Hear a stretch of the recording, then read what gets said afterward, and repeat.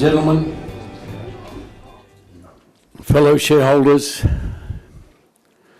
I've much pleasure in opening this 21st annual meeting of Mainfreight Limited.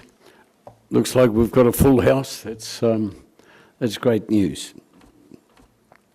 On the information conveyed to me by the company, I declare that quorum of shareholders is present. You've received a copy of the notice of meeting that was sent out with the annual report. I declare that this meeting has been duly convened in terms of the Companies Act 1993 and the company's constitution. Before commencing the business of the meeting, I'd like to introduce your directors to you. Most of you have seen them, some of you up to 21 times. On my left is Carl Howard Smith and Don Braid. On my right, Brian Moggeridge, Richard Prebble and Simon Cotter. I can advise the meeting that 409 proxies have been received in respect of a total of 56,802,000 shares. Directors are holding proxies in respect of a total of 56,589,526 shares. The minutes of the last annual general meeting held on 21st of July 2015 are available for inspection and were approved by the directors at their meeting held on October 14th, 2015. Before attending to the formal business of the meeting, I'd like to give my impressions of the past year and of current and future activities. I'll then ask our Group Managing Director, Mr. Don Braid, to address the meeting. At the risk of stealing any of Don's thunder, he's doing a wonderful job on the presentation, so I'm not saying a great deal. Ladies and gentlemen, the financial result for the year ended March 31st, 2016 was a game of two halves. The first half's profit after tax was a disappointing 2% below the previous year. However, after bringing on some subs at half time, we succeeded in gaining a 12% increase on the corresponding period, which gave us an annual increase of 6.3%. This result was a record profit, and the momentum begun in the second half of the year appears to be continuing into this current year. The world we're in seems quite perilous, with China and Russia showing levels of belligerence not seen for decades, and the USA mired in the Middle East war, and with an election that could change it forever. Incidentally, we are in most of those countries ourselves. Our problems in New Zealand are minor compared to the above, but there are any number of problems to which we can and should deal with. As our famous son, Stephen Jennings, states, if we do not solve some of them, then we risk moving ever closer to some sort of voter unrest or civil unrest, as we've perhaps seen with the Brexit results and going on in the United States voting at the moment. Education is the potential solver of almost all our problems. Our hospitals and prisons are not filled with the educated, neither are they represented to any level in our unemployment or social welfare or homeless statistics. The educators have choice throughout their lives. They can become engineers, teachers, doctors, scientists, or IT professionals. I purposely left out lawyers, my great love. They can work and live in other countries where they're welcomed and compete on the same level as the locals. They can work in McDonald's, be cleaners and labourers, or whatever they choose. The thing is, they have choice. The uneducated do not have any choice. They're limited to doing what's regarded as menial, unskilled, and consequently lower paid work. A much greater number of them than the educated will become net takers from society and New Zealand, and only a few will battle their way through to create business and value for their communities. We must have an educated society that aspires to the highest educational standards. We need to lift the teaching profession to the highest level, as with other professionals, and we need to pay the teaching profession as true professionals with variable pay based on pupil success. We need measurable experiments with education, such as charter schools, to find out what really works. We need to set targets and measure them annually until the targets are met.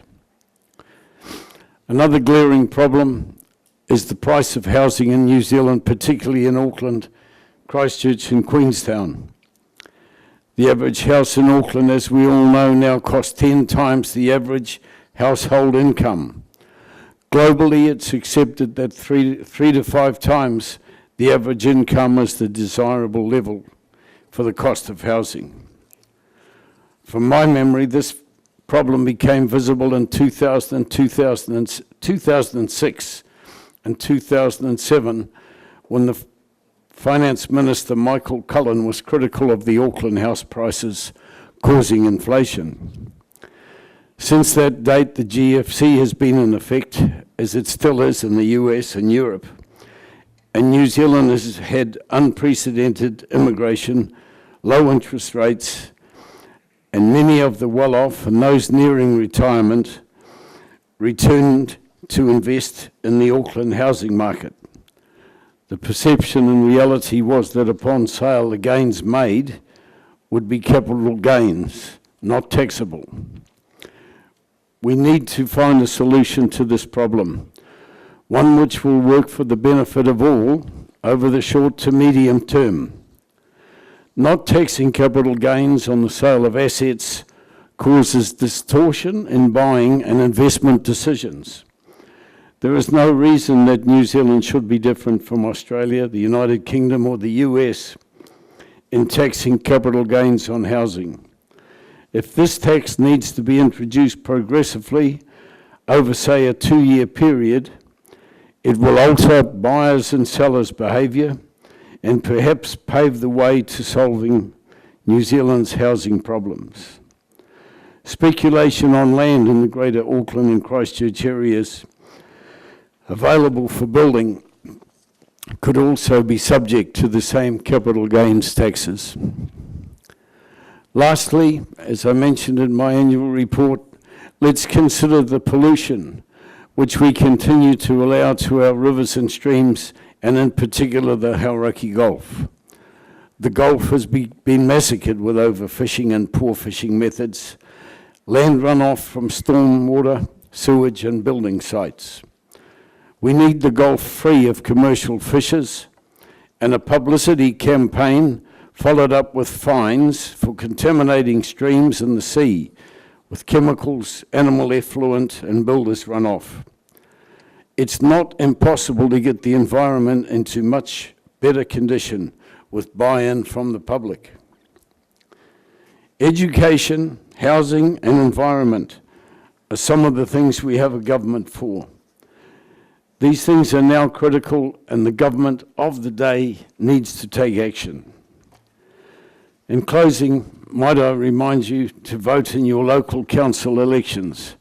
We need a vibrant mayor and some good business-orientated councillors to get on dealing with the problems of growth. I hope that you've all read and enjoyed our annual report and July newsletter. There's a great deal of skill and effort put into their production and we endeavour to present ourselves in the most honest way. At this point in the year, we believe that year ending March 2017 will be another challenging but record year. Fellow shareholders, I would now like to ask the Group Managing Director, Don Braid, to give his presentation.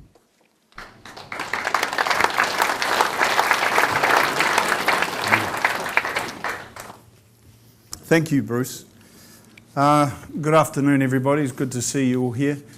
As I've done over the last couple of years, I feel it's better to speak ad lib rather than some written speech that tells you a little bit, not a lot, and maybe share with you some pictures and some thoughts about the business as we go forward. I want to talk more about where we're heading rather than where we've come from.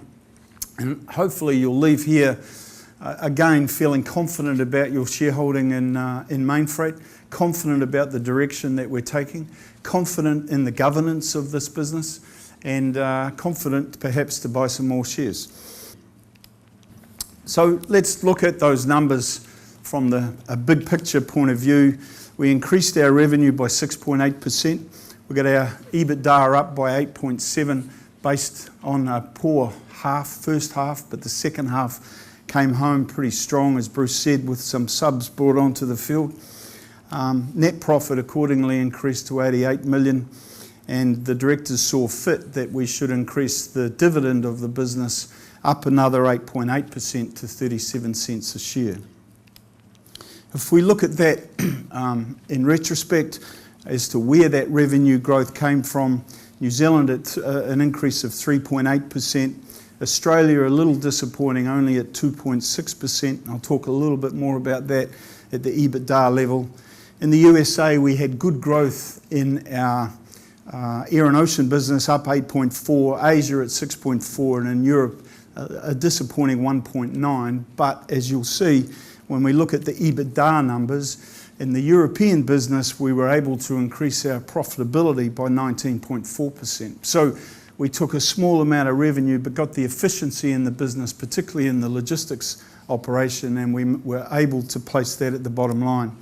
The two areas of disappointment in terms of profitability for the business were in Australia with our domestic business, where we had a really poor start to the year. We've found some momentum at the end of the last quarter, and that's carrying through.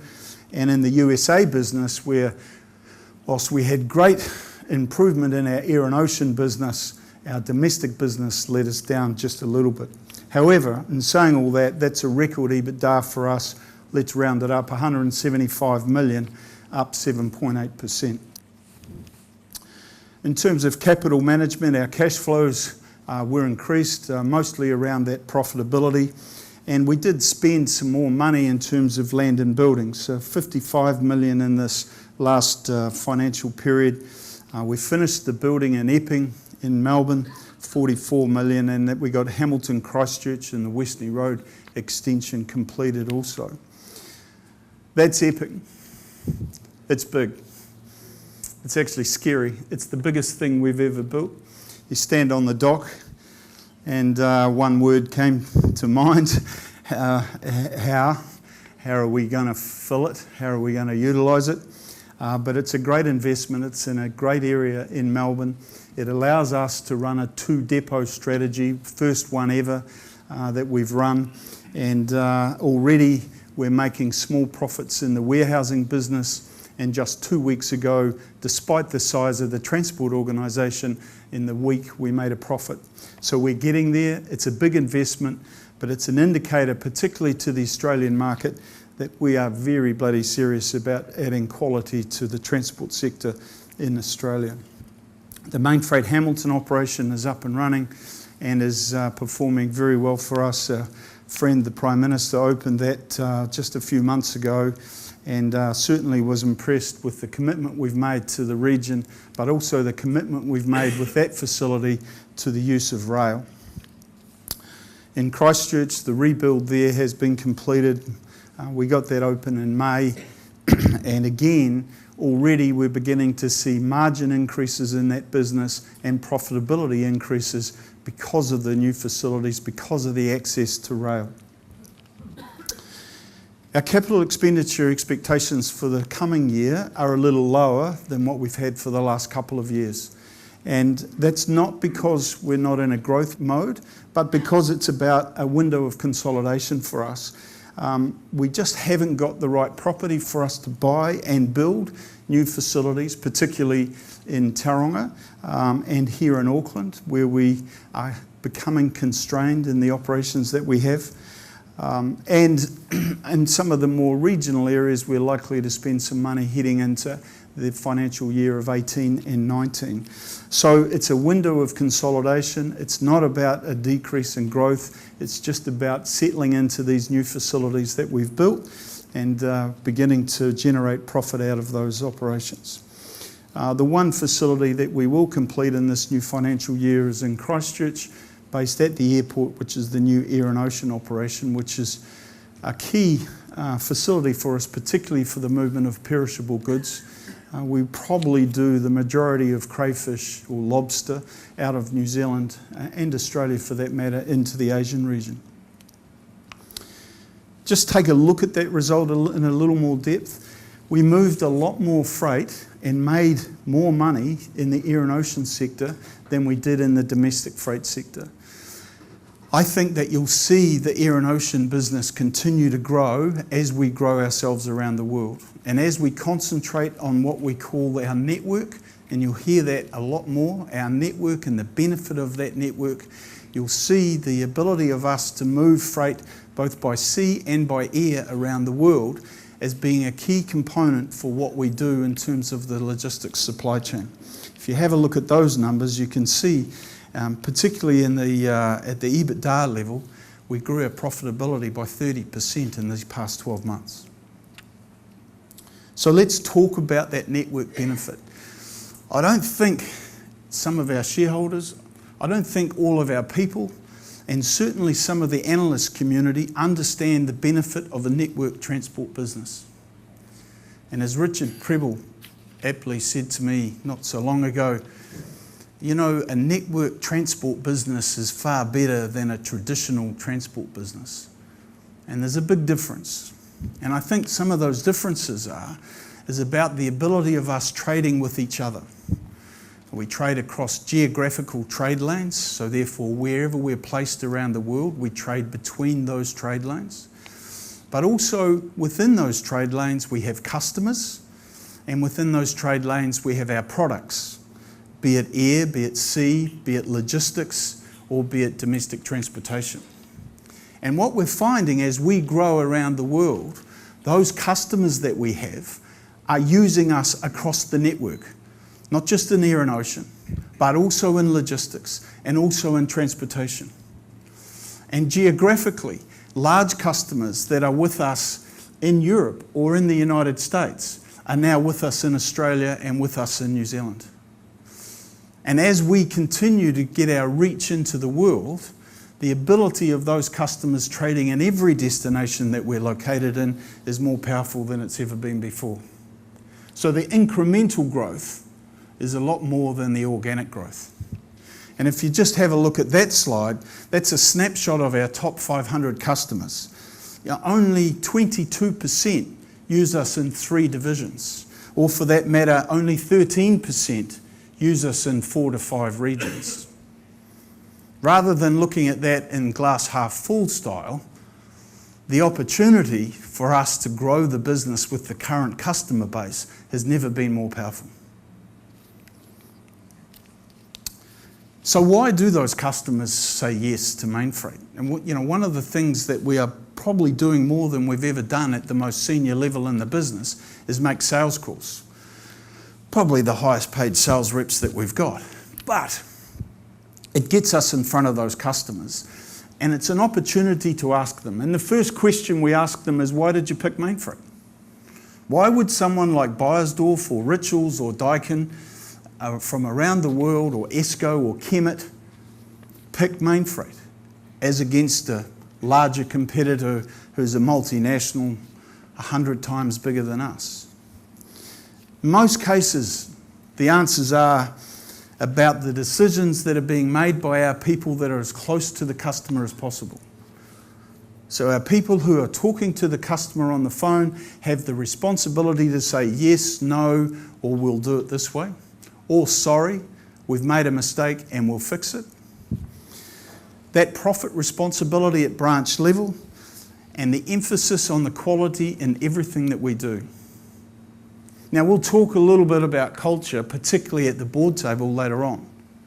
But some of that is the culture in our business, which is the success of this business. And the one thing that we have to do every day is to spin that wheel of culture, to spin that wheel of quality wherever we are in the world. And we haven't got it right in every place, but we work at it every day. The network comes into play. More opportunities because we're in Europe. We're now seen as a global business, as a global contender, as an alternative to some of the bigger guys. We have consistency of service and products across the region. So the person using us for warehousing in the Netherlands can also use us for warehousing and distribution in New Zealand, Australia, or the United States. And the same attitude that's perceived in New Zealand is the same attitude towards customer service in the Netherlands or in the United States. It's that consistency that gets us to the table with those customers. Our flexibility, certainly our sales-focused solutions to fit the customer's requirements, and in fact, of late, the IT solutions that we're developing for our customers. In fact, one of the things the customers say to us is, we don't have to fit your box, you fit ours. Whereas with the big guys, they say to the customer, here's our box, you need to fit it. Doesn't give the customer the flexibility and the supply chain logistics that they're looking for. Just to remind you where we are, 21 countries, and it's that network that's growing for us. The investment in the facilities is another example. So many times we've won business because we've taken our customers to our premises. Just today, while we're having a board meeting at Mainfreight in Otahu, I think there was 2 or 3 quite large customers who were there visiting, ready to make decisions to move across to Mainfreight. It happens every day all around the world. The presentation of those facilities works wonders. It's why we spend money on buying land and building facilities that suit our service levels for our customers. In terms of the distribution facilities, we build them to take road and rail. I defy some of our competitors to even compete with us in the area of quality when they don't even build a dock for the rail wagons or for the trucks. It's a shed with a concrete floor. Worse than that, it's the working environment for the people for them as to how they deliver the service for the customer. We try and give our people the best possible facilities to operate at the best possible level for the customer's logistics movements. Perishable air freight facility in Melbourne, brand new. The new warehouse in Los Angeles. If you went to Otahu, went to Westney Road, went to Epping in Melbourne, they all look the same. If you go to the Netherlands, in Zetterberg, exactly the same. Clean, tidy, well laid out, great facilities for a customer to entrust their product with us.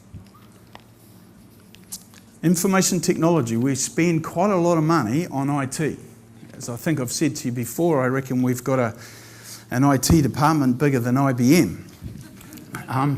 But we need it because IT has got a big role to play in terms of logistics.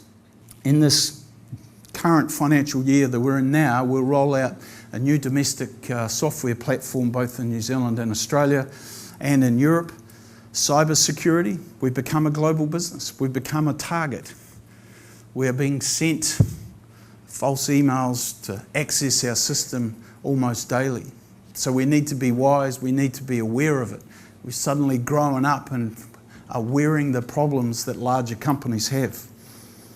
And this thing for our customers, developing IT for our customers to enable them to see their supply chain. Large customer based in Europe, head office in USA, working with a multinational freight forwarder embedded in their business. For 3 years, they've asked for them to develop a supply chain software platform where they could see all their suppliers, all the freight forwarders, all the shipping companies delivering product to the customer's warehouses. That particular freight forwarder took 3 years and then put their hand up and said, we can't do it. We were given the challenge in July of last year, and November the 1st, Kevin Drinkwater, our IT manager, went live with the product and it's now operating for the customer. We get to see for that customer 80 different suppliers, transport suppliers and freight forwarders, our competitors, all the details of their product, of what they're carrying for that customer into our warehouses or other competitors' warehouses in Europe. Pretty powerful information. And the customer can now see what's moving, where and when. So can we. Not that we'd use that, of course. We charge them as well. Another revenue stream for the business. I just quickly look in terms of, we've got some analysts in the room, I'm sure all looking to wonder how we're going currently. The first 3 months, which we've had trading, stronger revenue, margin and profit in New Zealand. The guys are preparing for a rate review for our customers. That means that we're likely to increase the rates with our customers to cover increases in costs.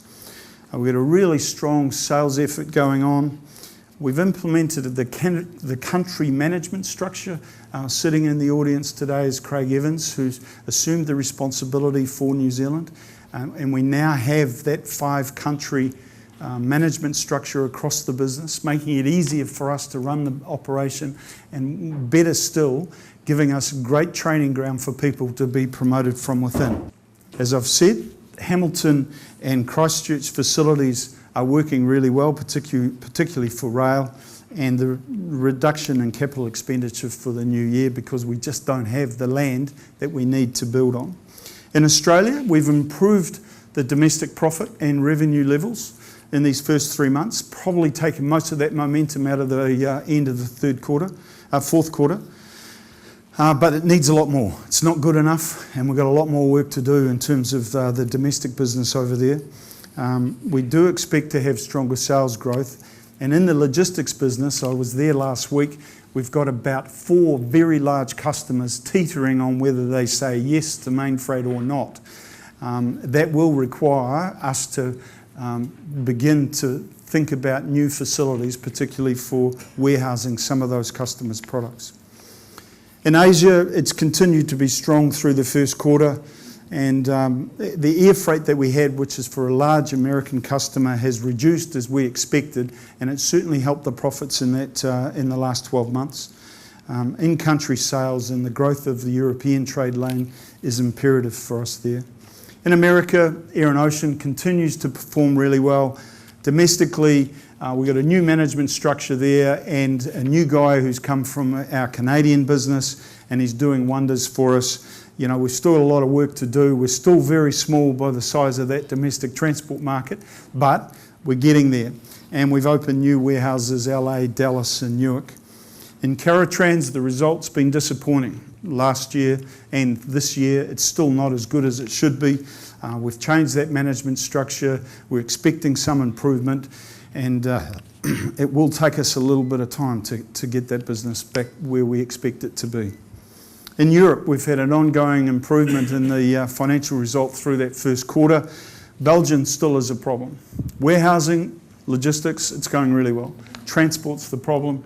And I know some of you might have been here last year saying to us, well, you said the same thing. Yeah, we did, and it's a long process. It's not easy. New warehousing facilities are under construction already. In fact, the manager of our logistics and warehousing business is with us here in the audience. He's down under to get a little blue injection. Welcome, Dick. But he's already embarked on some additional warehousing space in Centerburg, about 180,000 square feet or 18,000 square metres in the initial phase. I think the change of senior management in the Netherlands has brought about a greater feel for Mainfreight discipline and Mainfreight culture, and we'll see that continue to strengthen. And if any of you are on holiday in Europe, you'll begin to see a lot more blue trucks than the red trucks that we owned previously. And our largest customer in Europe, spending in excess of €24 million with us per annum, has reconfirmed for a further 5 years. Sales is a huge focus for us. We want to continue to grow this business. We need organic growth. We need this incremental growth from the customers in the business. So the opportunities that exist for us are real and are large. Where I think our weakness lies, we don't have enough salespeople. You go to a city like Atlanta, 4 million people in the greater area of Atlanta, and we have 3 salespeople. We have 4 million people here in New Zealand, and we have 80. I'm not suggesting for the moment we need 80 in Atlanta, but we sure as hell need more than 3. So, and it's not easy to get good salespeople, and we like to promote from within. But there are opportunities going begging, and we need the salespeople on the ground. So there's a lot of effort going in to employing more people that will ultimately be promoted into the sales role. Certainly for us, those areas, both in the regions and by division, is where we're focusing on for a greater level of growth. So if we think about the group outlook, short term, the trading for the first 3 months is looking pretty good. It's up. We're confident of a stronger first half, so another 3 months to go, and we're into the half-year result. The Australian and America's domestic results are improving, which were weak at the end of last year, and as I said, the stronger sales emphasis in the business. Medium to long term, the cross-selling activity to those customers to get that incremental growth out of the network remains.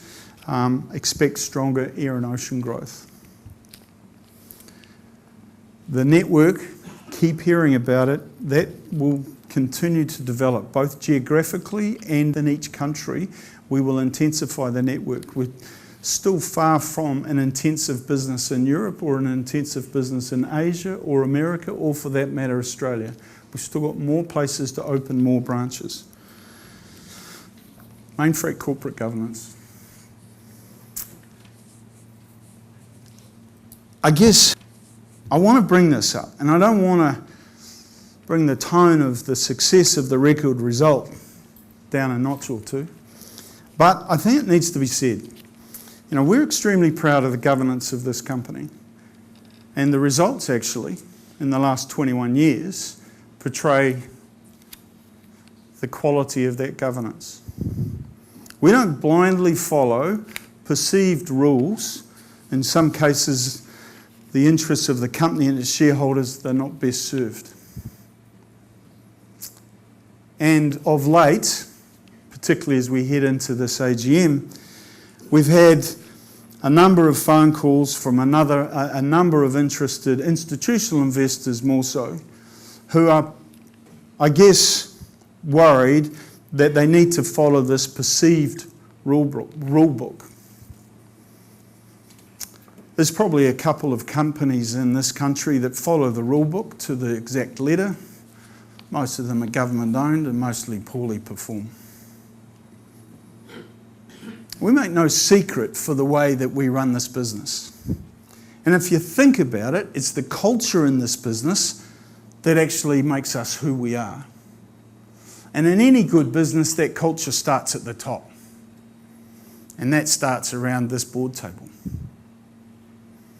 Now, we think that we blindly follow rules where we need independent chairman, an independent director to follow the rule book because that's best served for those companies. And the outfit that discovers these rules and then suggests they are the protocol for investment institutions, have they been to see us? No. Have they rung us? No. Have they sent us a copy of the rules? No. Would they know what it is to be at our board meeting? No. But the rules are the rules. I suggest to all of you that if our investment institutions are following these perceived rules without understanding the business, we're in terrible trouble. We get it that they are interested in who sits around the board table. We think that's good. For once, they're interested. For once, they're engaging in the conversation. But come and see us. Come and understand the business. It's why we encourage you guys to come to these AGMs, so that you learn more about the business and you actually believe in what Bruce Plested says or what Braid says. And you can see it in the results. You know, I think that this magnificent company has followed very good governance over the last 21 years. And the results show it. And in fact, if I was to ask myself sitting around the board table at any one of those board meetings, were we making decisions that weren't in the interests of the shareholders, the stakeholders, the people of Mainfreight? I don't think there's once that I could have questioned either the directors or the chairman of this business or myself as to whether we did the right thing or not. I think the governance around this table is pretty good. As part of that governance, we will continue to review the board of directors. Perhaps there does need to be a refreshment. We do refresh our management now and again. So we are on the lookout. We've got some rules though. Professional directors with multiple directorships need not apply. Successful candidates will fit and understand the Mainfreight culture. I mean, I'm sure I've said this before to you, but the last board meeting that we had took 2 weeks. We started in San Francisco, went to Dallas, then to Newark, then to Amsterdam, then to Rotterdam, then to Paris, then to London and home. We met customers, we met our people, and we held board meetings. It's a long time together. There's robust and interesting debate around the board table and in the plane and around the dinner table. But we all get on and we're all tightly knit as to the success of this business and how we're going to run it for the future. So they've got to fit the culture. It's not easy to find someone to do that. The egos, we'd like to be left at the door. So the refreshment of the board is important for our ongoing development. We get that, but we do value tenure. Just because you're 75 years of age, it doesn't mean that you go to sleep at the board table. In fact, there's more energy in these bunch of guys than some of the people that I've seen come and see us from institutions. I mean, most of them go for a walk or a run in the morning every day we're away. They keep fit, they understand what we're trying to do. And in fact, most of the people they're talking to in the management rooms are half their age and they need to keep up, including how to use a cell phone and a laptop. So, you know, we do value tenure. We do value experience. It's what's got us to where we are. We will refresh the board. And during Bruce and Carl's presentation to you through the election, you'll hear some more from them. So to close, satisfactory performance. Could have been better, but it's a record result. Our expectations are to do better in this coming year. The network strength will help us. And our people, as much as our shareholders, need to embrace this network expansion. And I urge the analyst community to do the same. We're having a heap of fun, by the way, and we sort of hope you guys are too. And we're still trying to paint the world one blue pot at a time.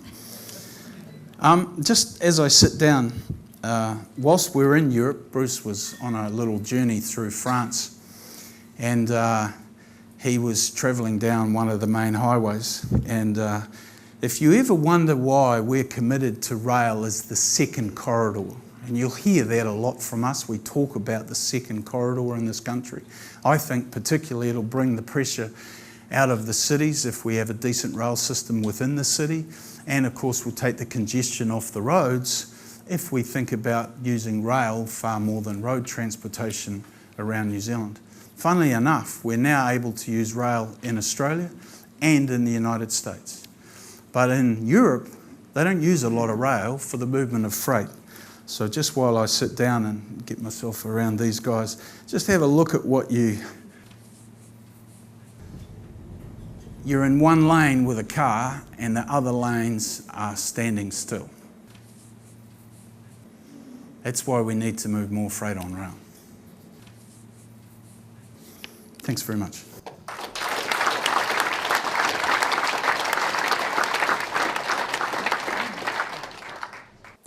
Thank you very much for that excellent speech, Don, and I've got no idea what to say beyond that.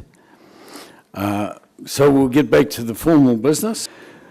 The first formal thing on the agenda is to receive and consider the annual report of the company for the year ended 31st of March, including the financial statements for the year and the directors' and auditors' reports to shareholders. These documents have been circulated to all shareholders, and further copies are available now if anyone should require one.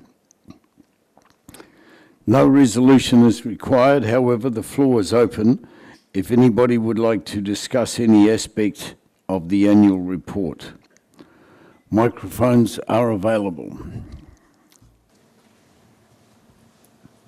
Des Hunt, New Zealand Shareholders Association. First of all, I'd like to congratulate the company on an excellent annual report, one of the best, easy to read. Secondly, I think it's one of the more exciting AGMs to attend. We hear from you, Bruce and Don, the good news, the bad news, things to address, and you come away pretty satisfied that you're getting a better understanding of the business, and I congratulate you on that. As far as your other policies, I agree with you. We're not for regulations. We think there's too many.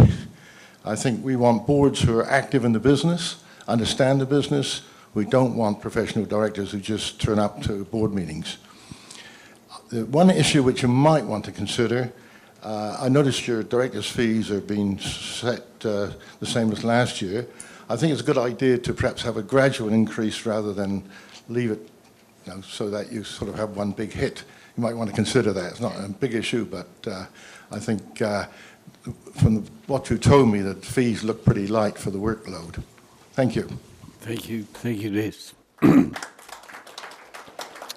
Before moving on to the election of directors, I'd like to try to explain, and this is written down so it'll come out and I'm repeating some stuff that's already been said. But I'd like to try to explain in simple terms what this company's about.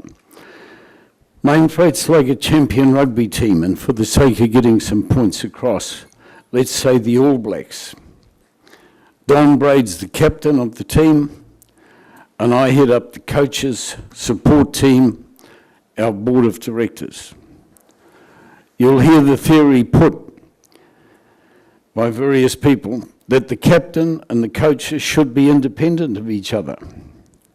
Does anybody, just one person in this room, believe that the All Blacks would have won 2 World Cups in a row without the coaches, support people, players, reserves, and the captain being as one? Would we have won with a Cuba Street lawyer as the coach, or some jolly hockey sticks guy who moves in the right social circles as the captain? Yet that is what is currently being advocated by groups of people, almost all who have never worked in a real business. It's complete rubbish that boards need to be independent of the companies they represent.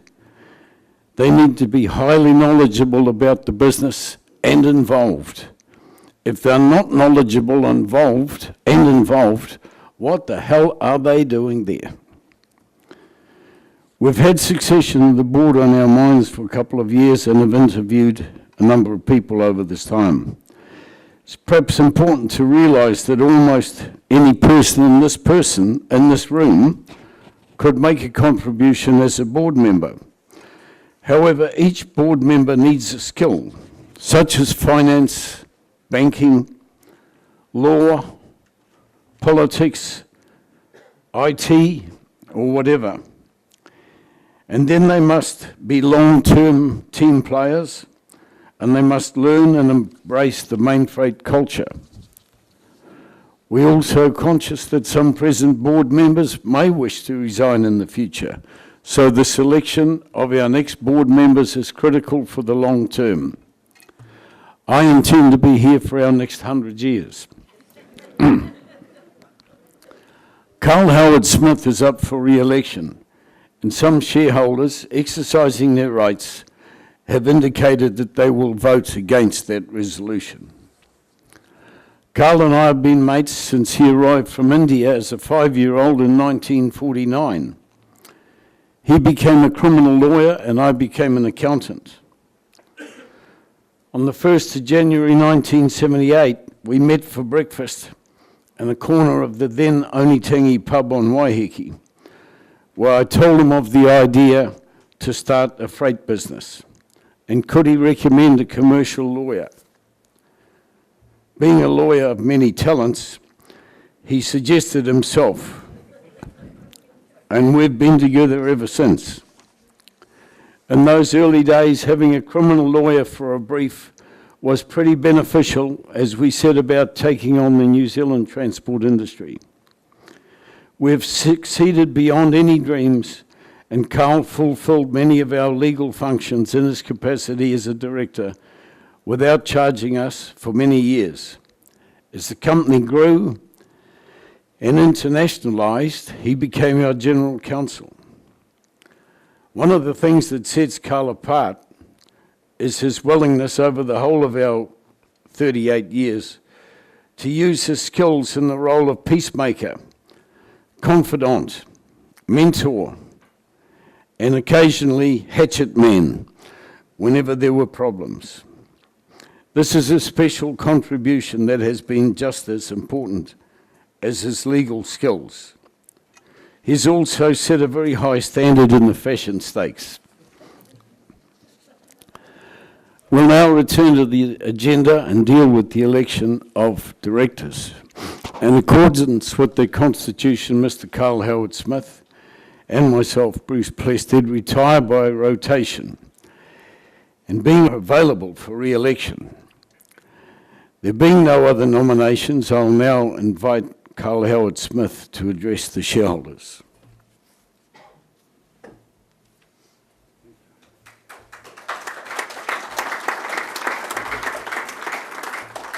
Thank you, Bruce, for the kind words, but I would like to talk to you about my future, Brian. Firstly, I wish to advise the meeting that if I am re-elected, it is my intention that this shall be my last term. I completely endorse Don's comments in his address to you that the board should be refreshed, and we're actively looking for talented individuals to join your company. The second matter is that I have been the chairperson of the Mainfreight Audit Committee for 20 years since our IPO, and probably too long, Brian. During that time, I have been ably assisted by Richard Prebble, Brian Mogridge, and Simon Cotter. Richard Prebble has since moved on to the Remuneration Committee. I can advise the meeting that all these directors, and you, Brian, are fiercely independent and fiercely inquisitive as to any matters of risk that may surround the company. And just an aside, because I'm reading from a prescribed speech, and I just don't like that.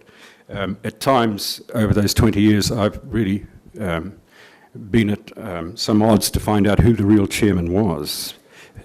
These three guys are very independent. As I intend this to be my last term as a director, if I'm re-elected, that is, I'll be stepping down as chairperson of the Audit Committee and to hand over to someone who will be able to continue this role into the future. I have recommended to the board that Simon Cotter, our youngest director, should become the chairperson of the Audit Committee. Just on a personal note, there are many of you who are in this room today who've been with us since 1996. Thank you for your support. That's all I have to say. Thank you.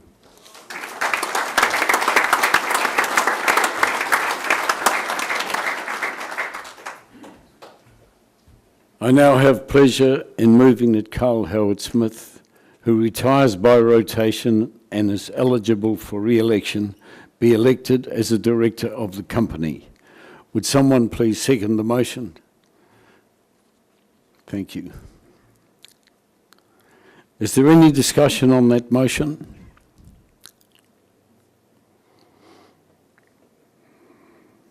There being no discussion, I'll now put the motion.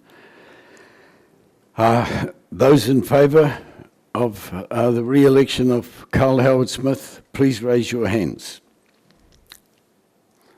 Against?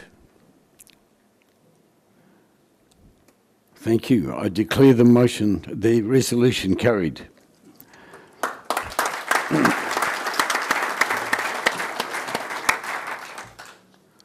I'll now hand the meeting over to Don Braid.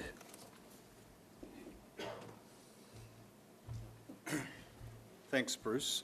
Before you step away, though, perhaps you might want to say a few more personal words relative to your election as a director. I think I've probably said enough words. Up until to recent times, I have been executive director, which people may wonder, executive chairman, which people may wonder what that means. And what it meant in my terms, or our terms, was that I endeavoured to visit a lot of the branches, particularly the smaller ones, so that Don didn't have to cover such a big territory. But we now have very good country management. We have good sales management. We believe all our bases covered very well in terms of management, and so I intend to stop performing the executive part of the chairman. But I've still got another 100 years to go as the chairman if I keep getting elected. Thank you.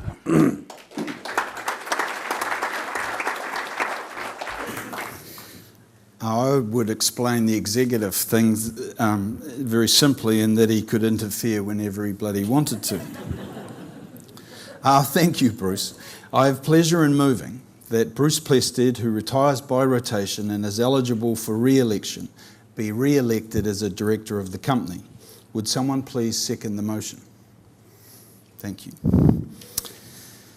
Is there any discussion on this motion? There being no discussion, I will now put the motion. Those in favour, please raise their hands.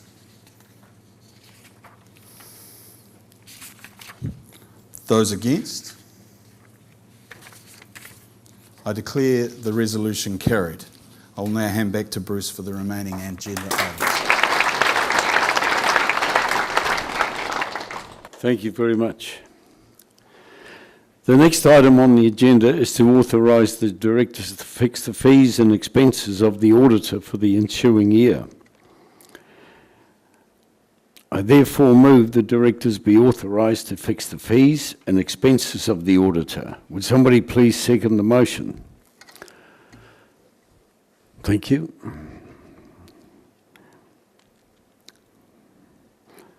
Is there any discussion on that motion? Okay, you're making it easy. There being no further discussion, I will now put the motion. Those in favour, please raise their hands. Against? Thank you. I declare the resolution carried. That concludes the agenda items. Are there any other matters shareholders would like to discuss before I declare the meeting closed? Yeah. Where's Coralie? Is she not here today?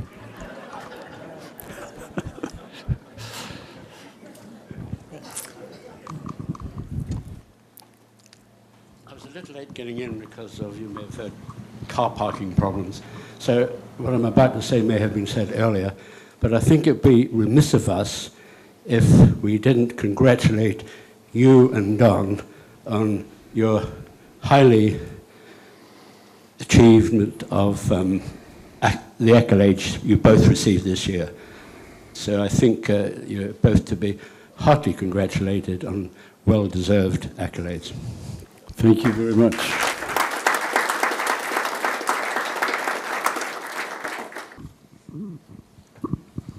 Michael Wilson, shareholder. The dividend was increased, as you said, to 37 cents for the past year. As a percentage of $16 to $17, it is a very small yield.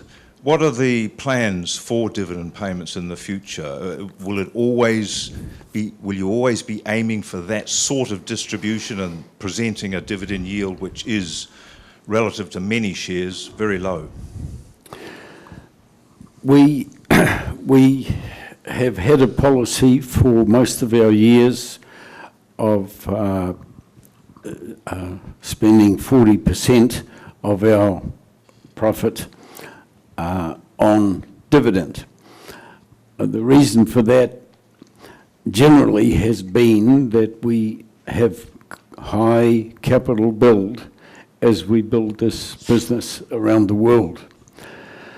The need for capital and for new buildings is likely to continue for quite some years. And I think that we're not likely to move that far away from our 40 to 50% in the near future. We just have too much building to do. Thank you. No more questions? Ladies and gentlemen, that concludes the formalities. I thank you for your attendance. In declaring the meeting closed, I invite you to join the directors and company executives for refreshments. Thank you very much.